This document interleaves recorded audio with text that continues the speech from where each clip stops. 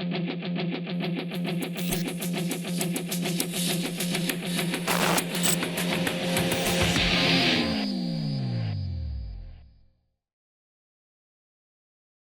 have a 2-year-old that wasn't off her mom until she was 2.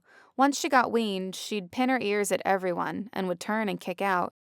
Every time she tried to kick me, I got into her for it. She has stopped doing it, but there is one person she still hates. She will pin her ears and charge at this person trying to kick her. The lady told me I had to move her, but I don't know what to do. This is a good example of when Clinton talks about respect is not transferable. This is a good example. Here's the deal. When you have her in a facility, any horse, this filly's not unique. This is a common problem. If you have your horse at a boarding facility like this, and there are a lot of different people that handle your horse, you're going to run into this problem. Because here's what's going on. When you go in there, she knows that she's supposed to respect you, stay out of your space. You know how to get that done. You know how to get her to use the thinking side of her brain. And then when other people come around her to feed her, she probably started kind of just casually swishing her tail and a little pin in her ears. And it started kind of honest, a little innocent, no big deal. And then once they dump the feed, she kind of half pin her ears and they leave. Then you just get more emboldened about this problem. So now when this person comes by, she pins her ears back, they throw the hay at her and they run out of the stall and they don't think anything of it. And now you've got a monster on your hands. So you've only got a couple of options, okay? Here's the bad part to this answer. You've only got a couple of options. Either you've got to get this person on board to where you tell them, hey, when that mare pins her ears back at you like that, you've got to get after her. Keep a stick and string by the stall. That way when she pins her ears, she can go in there and spank on her and chase her around the stall a little bit. You know what I mean? Listen, if I'm being totally blunt with you guys, if it's at our barn, if I'm walking by with a feed bucket and one of Clinton's horses pins its ears at me, and I don't throw the feed bucket at the stall and try to scare that horse half to death for about 3 seconds, okay, I'm going to be out of a job tomorrow. Okay, that's how serious we take this.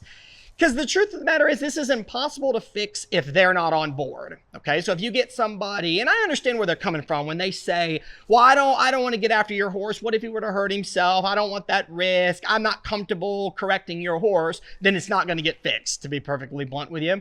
So if I'm you, if I'm in your situation, I'm going to talk to the people that work there, the stall cleaner, the feeder, and I'm going to talk to them and say, hey, here's the deal. This problem's getting out of hand and I don't want this to become an issue. So when you go by her stall, if you see any disrespectful behavior, she's spinning her butt to you, she's pinning your ears, God forbid she's actually running at the stall, I'm going to give you permission. You scare her enough to realize, hey, that disrespect towards the human being is never an option. Don't think you can just run us out of here. We let you live in that stall rent free. It's not yours, okay?